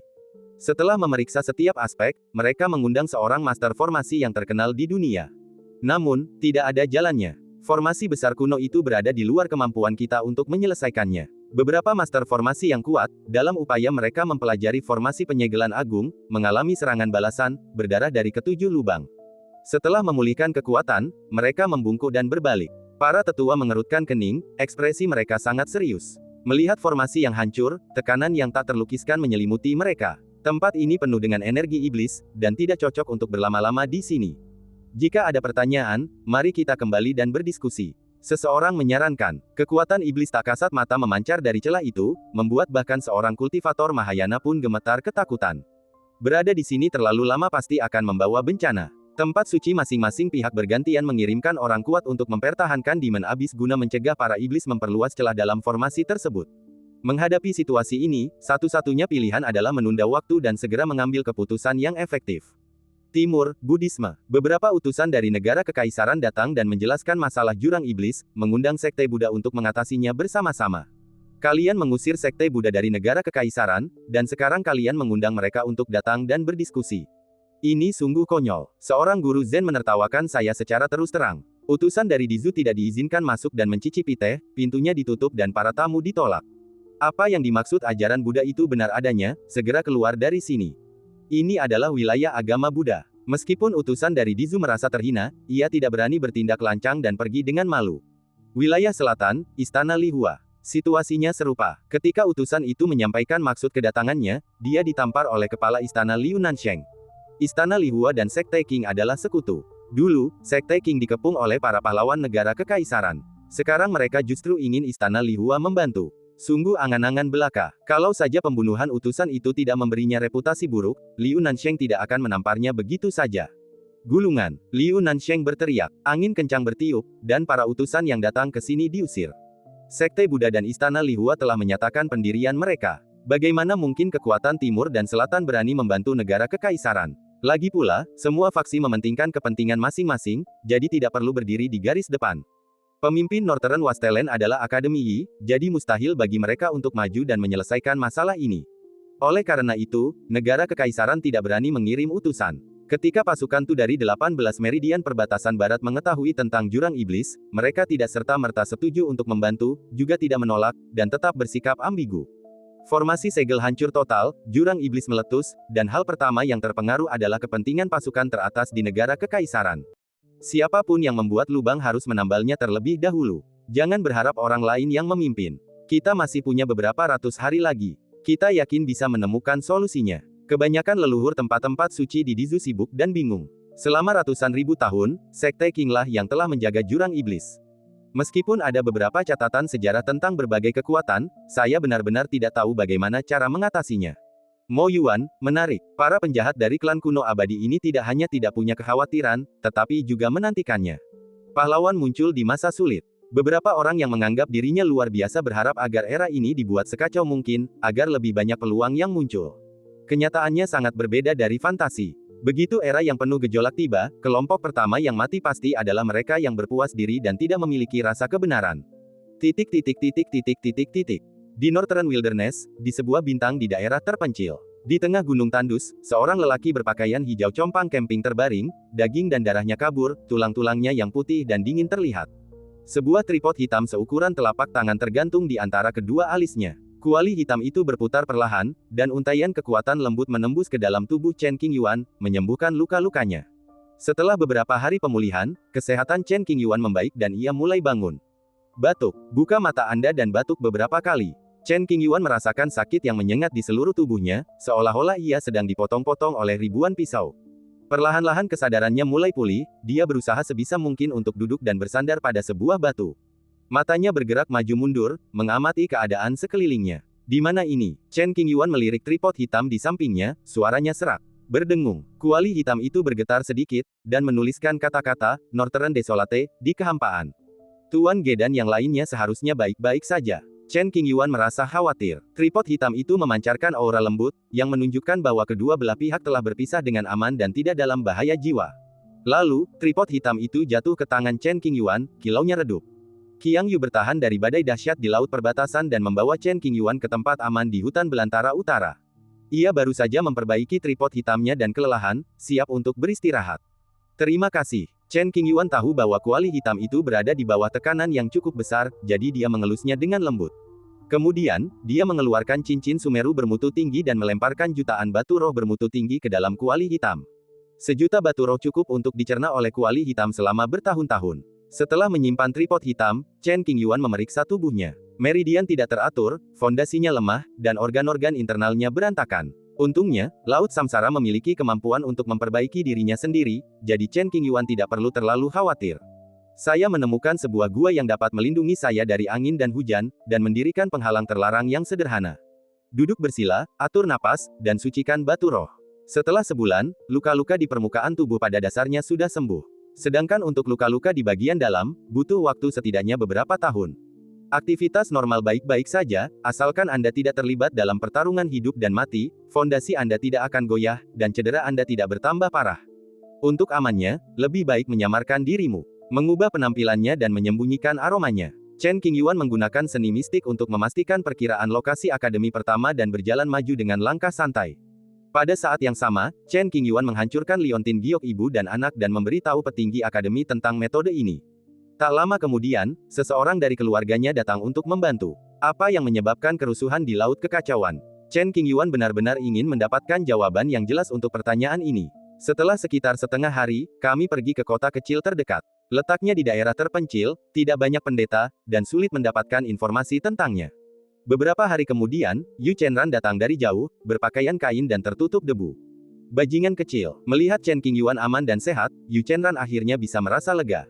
Menguasai, Chen Qingyuan sangat gembira dan maju untuk memberi penghormatan. Awalnya aku mengira akan ada seorang tetua yang datang menolong, tapi siapa sangka ternyata guruku yang muncul. Asalkan kau belum mati, Yu Chenran, yang tadinya berwajah bahagia, tiba-tiba mengerutkan kening dan menendangnya, bisakah kau diam dan biarkan tuan ini mengkhawatirkanmu sebentar? Murid, berusahalah sebaik-baiknya. Chen Qingyuan ditendang oleh gurunya, tetapi tidak terasa sakit sama sekali. Ia tersenyum dan berkata, pulang. Yu Chenran menepuk bahu Chen Qingyuan, tidak tahu bagaimana mengucapkan 1000 kata. Rumah adalah tempat yang aman di mana semua masalah dapat dipecahkan. Sang guru dan murid-muridnya menaiki kereta perang perunggu kuno dan langsung menuju Akademi No. 1. Guru, silakan minum teh. Di dalam kereta, Chen Qingyuan secara pribadi menyeduh teh dan membawanya ke Yu Chenran. Mencicipi teh yang dibawa muridnya, Yu Chenran merasakan bahwa teh itu sangat manis dan aroma tehnya lebih kuat. Guru, apa yang akan terjadi segera? Chen Qingyuan terus menatap mentornya dan bertanya. Ya, setelah menghabiskan tehnya, senyum Yu Chenran sedikit memudar, dan raut wajahnya berubah serius. Sesuatu telah berubah di jurang iblis, dan sebuah celah telah muncul. Situasinya sangat serius. Tentu saja, ini bukan sesuatu yang perlu kita khawatirkan. Biar orang-orang tua di negara kekaisaran yang mengurusnya. Seperti dugaanku, Chen Qingyuan mengerutkan kening dan berkata, ketika Tuan Tua Dugu menekan jurang iblis, tidak akan terjadi apa-apa setidaknya selama 1000 tahun. Bagaimana ini bisa terjadi? Aduh, para iblis mendapatkan landmark jurang iblis dari dinasti Mojiang. Mereka menghabiskan banyak uang untuk mengguncang fondasi formasi, sehingga terbentuklah celah. Rahasia yang terlibat tentu saja tidak dapat disembunyikan dari Akademi Yi, dan penyelidikan cepat akan mengungkapnya. Aku mengerti. Chen Qingyuan mengangguk sedikit. Ngomong-ngomong, Sekte Buddha sudah berkali-kali mengirim orang ke sini, ingin bertemu denganmu. Yu Chenran memikirkan sesuatu. Chen Qingyuan sedikit terkejut, menduga itu mungkin ada hubungannya dengan Sang Buddha. Guru, apakah Anda tahu tujuan dari Sekte Buddha? Seorang biksu Buddha berpangkat tinggi sedang mengunjungi akademi. Kau akan tahu setelah kau datang ke sini. Yu Chenran tidak melakukan percakapan mendetail dengan biksu Buddha tersebut, jadi dia tidak begitu jelas mengenai hal itu. Keduanya mengganti pokok bahasan dan membicarakan hal lain. Kereta itu bergerak dengan kecepatan yang sangat cepat, melintasi lautan bintang seperti seberkas cahaya, dan tiba di Akademi Daoyi dalam beberapa hari. Ketika berita kembalinya Chen Qingyuan menyebar, banyak orang dari akademi datang untuk menonton. Masih hidup, ayo pergi. Beberapa hari yang lalu, lampu jiwa terus berkedip-kedip dan hampir padam. Saking takutnya, saya selalu gelisah. Anak ini bos yang susah diatur. Bikin pusing. Tidak apa-apa asalkan kamu belum mati. Sekarang, ayo kita minum teh. Para tetua berlari untuk melihat Chen Qingyuan, lalu berbalik dan pergi. Selama Anda masih hidup, tidak ada masalah. Mendengarkan kekhawatiran dan omelan para tetua, Chen Qingyuan merasa bersalah dan membungkuk kepada mereka untuk menunjukkan rasa hormatnya. Mari kita pergi ke aula tamu terlebih dahulu dan melihat apa tujuan Sekte Buddha itu. Yu Chenran menyarankan. Di sini, Chen Qingyuan mengangguk pelan, memastikan lokasi biksu Buddha itu, lalu berjalan cepat. Dorong pintu istana hingga terbuka dan masuklah perlahan-lahan. Ketika biksu terkemuka mendengar bahwa Chen Qingyuan telah kembali, dia menunggu dengan tenang. Sekarang pintunya terbuka, Anda harus berdiri untuk menyambutnya. Donatur Chen. Biksu itu sudah tua, mengenakan jubah kuning, berbadan bungkuk dan berwajah penuh kerutan. Maaf membuat Anda menunggu, Guru. Chen Qingyuan pernah melihat biksu terkemuka ini sebelumnya dan merasa dia tampak familiar, jadi dia memberi hormat padanya. Saya datang ke sini untuk meminta bantuan. Sang biksu menangkupkan kedua tangannya dan berbicara dengan suara rendah. Silakan bicara. Hati Chen Qingyuan sedikit menegang, dan dia mulai mengkhawatirkan keselamatan murid Buddha itu. Ketika kepala biara memberi saya harta karun Buddha yang paling berharga ini, harta itu seharusnya menjadi milik pendonor. Namun, sebagai seorang murid Buddha yang mengalami cobaan dan kesengsaraan, sulit untuk melenyapkan iblis dalam diri, dan saya membutuhkan tasbih ini untuk melindungi jalan saya. Biksu itu menyatakan tujuannya secara langsung, saya datang ke sini untuk meminjam beberapa tasbih. Setelah Anda memantapkan keyakinan Buddha Anda, saya pasti akan mengembalikannya. Guru, Anda sungguh baik hati. Chen Qingyuan segera mengeluarkan manik-manik Buddha agung dan menggenggamnya. Manik-manik Buddha adalah harta paling berharga dalam agama Buddha. Manik-manik itu harus dikembalikan. Mengapa Anda meminjamnya? Tasbih Buddha tertinggi merupakan peninggalan kepala biara Buddha terdahulu. Bertahun-tahun yang lalu, seorang biksu Buddha tua memberikannya kepada Chen Qingyuan, membantunya mengatasi banyak bahaya. Terakhir kali Sekte Qing dikepung, manik-manik Buddha tersebut mengejutkan semua pihak dan menghabiskan banyak energi. Hingga saat ini, manik-manik Buddha tersebut belum dipugar. Pola-pola Buddha pada manik-manik tersebut muncul dan menghilang, bahkan terdapat retakan dan bekas-bekas kecil. Karena alasan inilah Chen Qingyuan takut manik-manik itu akan hancur berkeping-keping. Baru-baru ini terjadi sesuatu yang penting, jadi dia tidak berani menyentuh manik-manik itu. Meskipun ini adalah hadiah dari agama Buddha, benda itu telah rusak parah dan tak dapat diperbaiki. Bagaimana mungkin benda itu diwariskan dari generasi ke generasi oleh agama Buddha? Begini saja, karena ini hadiah, ini juga pinjaman. Komunitas Buddha akan mengingat kebaikan ini. Sang biksu memandangi tasbih Buddha, berharap agar murid Buddha tersebut dapat mengubah bahaya menjadi keselamatan. Bagaimana ini bisa dianggap bantuan? Sama sekali tidak. Chen Qingyuan merasa Sekte Buddha itu terlalu sopan. Ketika Sekte Qing sedang kesulitan, Sekte Buddha memberikan bantuan yang sangat besar. Saya bahkan meminjam sumber daya dari beberapa biksu terkemuka. Jika saya benar-benar ingin menghitung bantuan, sayalah yang berutang budi kepada Sekte Buddha. Saya, biksu malang ini, akan menghapuskan sumber daya pinjaman ini. Mengenai hal-hal lain, kita bisa membicarakannya nanti. Saya berharap Buddhisme dan Sekte Qing selalu dapat rukun, tanpa perselisihan dan konflik besar yang timbul karena kepentingan. Sang biksu memegang tasbih Buddha di telapak tangannya dan menyimpannya dengan hati-hati, karena khawatir tasbih itu akan terbentur atau rusak. Meminjam sumber daya dan tidak mengembalikannya, apakah itu pantas? Saat ini, Chen Qingyuan memiliki keluarga kaya dan tidak kekurangan sumber daya. Sesuai, sang biksu tersenyum kecil dan mengangguk. Beberapa sumber daya tidak signifikan. Yang terpenting adalah ketiga guru Zen lah yang memberi Chen Qingyuan sumber daya tersebut, bukan biksu ini. Tidaklah suatu kerugian jika kita memanfaatkan kekayaan para guru Zen untuk memberikan bantuan bagi masyarakat Buddha. Ikuti saja apa yang dikatakan guru. Chen Qingyuan tidak punya pilihan selain menerima tawaran itu. Saya tidak bisa membuang waktu lagi, jadi saya permisi dulu. Mereka menangkupkan tangan, membungkuk, dan melesat pergi mengikuti angin. Ini berkaitan dengan keselamatan umat Buddha dan bahkan masa depan agama Buddha. Biksu itu akhirnya menemukan manik-manik Buddha dan saatnya untuk pergi. Pada masa lalu, agama Buddha tidak bermaksud meminjam kekuatan tasbih Buddha, karena Buddha berada di pagoda penekan setan, dan situasinya berangsur-angsur membaik. Tanpa diduga, segel Demon Abyss pun terlepas, menyebabkan semua iblis di dunia menjadi luar biasa bergairah, dan tanpa terlihat memperluas pikiran iblis di dunia.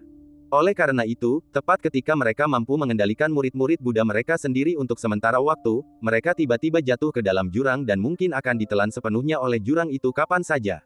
Situasinya sangat tegang, membuat para petinggi Buddha merasa tidak nyaman. Melihat biksu itu pergi, Chen Qingyuan mengepalkan tangannya dan bergumam, Buddha, Anda harus bisa melewati ini. Musibah yang menimpa sang Buddha bahkan lebih mengerikan daripada musibah yang menimpa Chen Qingyuan. Dia melanggar sumpah perzinahannya dan bahkan memiliki seorang anak. Ia melangkah ke menara penindasan iblis sendirian, menderita siksaan terus-menerus. Tepat saat hati Buddhanya hendak dibentuk, jurang iblis berubah, dan pikiran iblisnya semakin kuat. Jika seorang penganut agama Buddha melangkah ke alam iblis, akibatnya tidak akan terbayangkan. Tenangkan diri secara perlahan dan berhentilah memikirkan masalah-masalah sepele. Setelah mengetahui lokasi spesifik Yi dan yang lainnya, saya bergegas ke sana. Sebuah istana elegan dengan halaman luas, pegunungan dan air, serta ratusan bunga yang bermekaran penuh. Yi tampak sama seperti biasanya, penampilannya tak berubah. Pikiran dan tubuhnya tetap seperti ini, tak peduli berapa tahun telah berlalu. Liu Lingran menemani Yi setiap hari, merawatnya dengan baik, tidak pernah bosan, dan memperlakukannya dengan tulus. Guru muda, melihat Chen Qingyuan berjalan masuk dari pintu, Liu Lingran sangat gembira dan berteriak keras. Gadis. Pikiran Chen Qingyuan menjadi rileks dan senyum muncul dari hatinya. Yi, yang tertidur di karpet, sepertinya merasakan kembalinya ayahnya. Ia perlahan membuka matanya, menopang tubuhnya dengan sepasang tangan mungil berwarna merah muda, lalu berdiri dengan goyah. Mengikuti suara itu, aku melihat seseorang dan menoleh.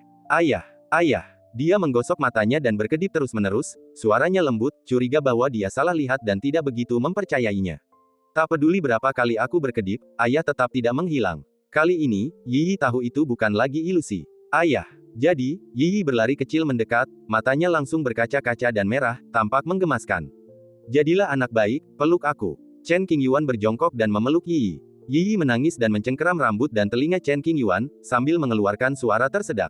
Ayah pergi membelikanmu mainan. Aku terlambat. Jangan marah. Sambil berbicara, Chen Qingyuan mengeluarkan beberapa mainan berbulu dari tasnya, berikut mainan kerincingan, layang-layang, mobil-mobilan kayu kecil, DCB, lalu menumpuk semuanya di sudut.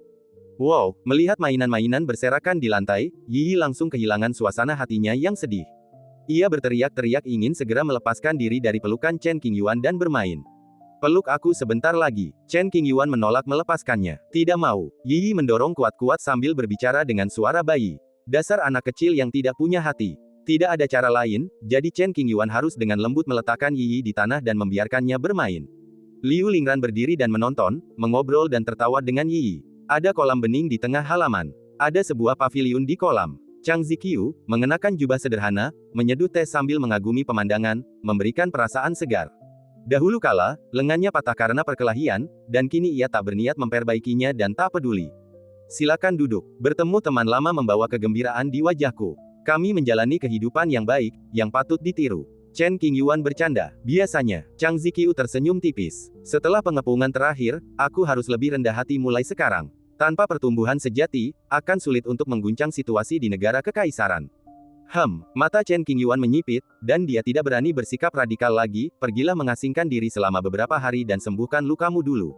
Kamu terluka, serius. Chang Ziqiu menatapnya beberapa detik, tetapi tidak melihat ada yang salah dengan tubuh Chen Qingyuan. Raut kekhawatiran langsung muncul di dahinya. Jurang iblis bermutasi, menyebabkan kerusuhan di laut kekacauan, menyebabkan dia terluka. Chen Qingyuan berkata, ini tidak serius, jangan khawatir. Aku berencana jalan-jalan. Tinggal di Akademi Wui terus-menerus melanggar peraturan. Chang Ziqiu mengkhawatirkan Yi selama ini, jadi dia tidak pergi. Sekarang Chen Qingyuan telah kembali, sudah waktunya baginya untuk mengurus urusannya sendiri. Kau adalah saudaraku, dan seorang tetua tamu dari Sekte Qing. Apa salahnya kau tetap tinggal di akademi? Chen Qingyuan tidak ingin membuat Chang Ziqiu merasa tidak nyaman, jadi dia tampak serius. Untuk urusan pribadi, aku ingin keluar dan melihat-lihat. Chang Ziqiu bisa memahami niat Chen Qingyuan dan khawatir akan mendapat masalah jika ia keluar. Namun, bagaimana mungkin ia melewatkan pemandangan di masa sulit? Jalanku berbeda denganmu. Aku tidak bisa selalu mengikutimu. Pada titik ini, Chen Qingyuan mengerti, menghormati keputusan temannya, dan mengangguk, oke, kapan kamu berencana pergi? Sekarang, Chang Ziqiu tidak haus akan kekuasaan, kecantikan, atau uang. Sebelum bertemu Chen Qingyuan, ia adalah seorang pendekar pedang yang riang, hidup berdampingan dengan gunung dan sungai, serta berjalan bersama matahari dan bulan. Setelah berkata demikian, dia meminum teh dalam cangkir itu. Dia berdiri, melangkah di atas air, dan berjalan maju tanpa ragu-ragu, meninggalkan siluet panjang. Setiap orang punya jalannya masing-masing. Bertemu dan berpisah itu wajar. Saudara Chang, semoga Anda sehat. Baru ketika dia tidak bisa lagi melihat punggung Chang Ziqiu, Chen Qingyuan mengalihkan pandangannya dan bergumam pada dirinya sendiri. Selanjutnya, Chen Qingyuan memberi hormat kepada dekan dan mengobrol sebentar dengan gurunya. Saya bermain dengan Yi selama beberapa hari dan menghabiskan beberapa hari dalam kehidupan yang hangat dan nyaman. Suatu hari, Zhao Yichuan datang membawa pesan suara, apakah kamu bebas? Mendengar suara tetua Zhao, Chen Qingyuan tidak menunda dan segera pergi ke guanya. Kami sampai di kaki gunung hijau, dikelilingi kabut putih samar. Datang. Saat Zhao Yichuan selesai berbicara, terowongan asap muncul di kaki gunung, mengarah langsung ke gua. Chen Qingyuan berjalan lurus ke depan dan memasuki gerbang gua yang diselimuti kabut putih. Ada ratusan pohon persik yang ditanam di aula utama, dan tanahnya ditutupi rumput hijau, penuh vitalitas. Zhao Yichuan mengenakan jubah brokat abu-abu muda dan duduk di bawah pohon persik dengan senyum tipis di wajahnya. Penatua Zhao. Chen Qingyuan maju beberapa langkah dan membungkuk. Sama-sama, silakan duduk. Zhao Yichuan adalah satu-satunya murid langsung dekan, yang memiliki bakat luar biasa, jauh melampaui kedua wakil dekan. Jika tidak ada keadaan yang tidak terduga, ia pasti akan menjadi dekan Akademi Yi berikutnya. Terakhir kali Zhao Yichuan menerobos jembatan ilahi, ia secara tidak sengaja menyentuh rahasia terlarang, dan jiwanya terperangkap di jembatan ilahi. Chen Qingyuan lah yang membantu menarik jiwa Zhao Yichuan kembali dari tubuhnya. Terima kasih secara langsung karena telah menyelamatkanku. Zhao Yichuan tidak sempat mengungkapkan rasa terima kasihnya sebelumnya, tetapi sekarang setelah dia sedikit pulih, tentu saja dia ingin mengungkapkan rasa terima kasihnya. Para tetua telah berbicara, dan inilah yang harus saya lakukan. Chen Qingyuan tersenyum. Kalau begitu, lupakan saja hadiah itu. Aku akan menyimpannya untuk diriku sendiri. Zhao Yichuan berkata sambil tersenyum. Hadiah? Hadiah apa? Mata Chen Qingyuan berbinar, dan dia menatap penuh harap, siapa bilang aku tidak menginginkannya. Keluarkan dan biarkan aku melihatnya. Cerdik. Zhao Yichuan sangat memahami temperamen Chen Qingyuan. Ia menggodanya dan mengeluarkan cincin Sumeru, lalu meletakkannya di atas meja. Aku tahu lebih dari separuh aset Sekte Xuanbing telah diberikan kepadamu. Kau memiliki sumber daya yang sangat besar, jadi tidak perlu memberimu barang-barang biasa seperti batu roh. Chen Qingyuan mengambil cincin Sumeru di tangannya tanpa ragu, dan memasukkan indera spiritualnya ke dalamnya untuk melihat apa yang ada di dalamnya. Cincin Sumeru yang besar hanya berisi satu hal. Batu suci berwarna-warni seukuran telapak tangan. Kristal Xianli, kata Zhao Yichuan dengan suara berat, ini adalah material pemurnian kelas atas, sulit ditemukan di dunia. Permata kecil ini secara tidak sengaja saya temukan ribuan tahun yang lalu. Sungguh tak ternilai harganya. Tidak ada kristal Xianli di perbendaharaan Akademi Yi dan banyak kekuatan teratas. Karena ini adalah bahan inti untuk membuat senjata kekaisaran. Sejak jembatan ilahi putus puluhan ribu tahun yang lalu, bumi menjadi tidak lengkap, dan sulit untuk menghasilkan berbagai harta langka. Tidaklah berlebihan jika dikatakan bahwa terlepas dari situasi di Tanah Lama, ini mungkin merupakan bahan terakhir untuk senjata kekaisaran. Penatua, dari mana Anda mendapatkan benda ini? Meskipun Chen Qingyuan masih muda, ia berpengalaman dan tahu betapa berharganya kristal abadi. Bahkan puluhan ribu batu roh kelas atas pun tidak mampu membeli benda ini. Sebelumnya, saya tidak sengaja memasuki makam seorang tokoh kuno yang kuat, dan inilah benda pemakaman di dalamnya. Zhao Yichuan tidak menyembunyikan apapun dan berbicara terus terang. Entah mengapa Chen Qingyuan menunjukkan ekspresi aneh. Mungkinkah Penatua Zhao menggali kuburan leluhur Penatua Lin? Meski kemungkinan ini kecil, bukan berarti mustahil. Kalau begitu aku akan mengambilnya. Kristal Xianli sulit didapat, dan mungkin sangat membantu dalam memperbaiki tombak perak atau tripod hitam di masa mendatang. Baiklah, aku masih punya sesuatu untuk dimakan. Aku tidak akan menahanmu untuk minum teh lagi. Zhao Yichuan tahu bahwa Chen Qingyuan membawa harta karun yang berharga dan mungkin membutuhkan materi berharga ini. Hadiah itu pun diberikan dan perintah pengusirannya pun dikeluarkan. Terima kasih, Tetua Zhao. Setelah mengucapkan terima kasih, Chen Qingyuan berdiri dan berjalan keluar gua. Setelah berjalan beberapa langkah, saya bertemu dengan seorang kenalan. Pengunjung itu mengenakan gaun panjang berwarna hijau muda, dan tampak cantik dan anggun. Kakak senior Chen, orang ini tak lain adalah Song Ningyan, yang telah ia temui selama bertahun-tahun. Ia adalah murid langsung Zhao Yichuan, putri sah keluarga Song kuno, dan seorang jenius sejati. Adik Song, sungguh kebetulan. Chen Qingyuan bertemu lagi dengan kenalannya dan menyapa mereka dengan wajah gembira. Chen Qingyuan telah kembali berkali-kali sebelumnya, dan Song Ningyan sedang menyendiri atau keluar mencari pengalaman. Kali ini, kita akhirnya bertemu lagi, dan rasanya seperti kita telah berpisah selama ribuan tahun. Banyak orang dapat melihat bahwa Song Ningyan mempunyai perasaan terhadap Chen Qingyuan.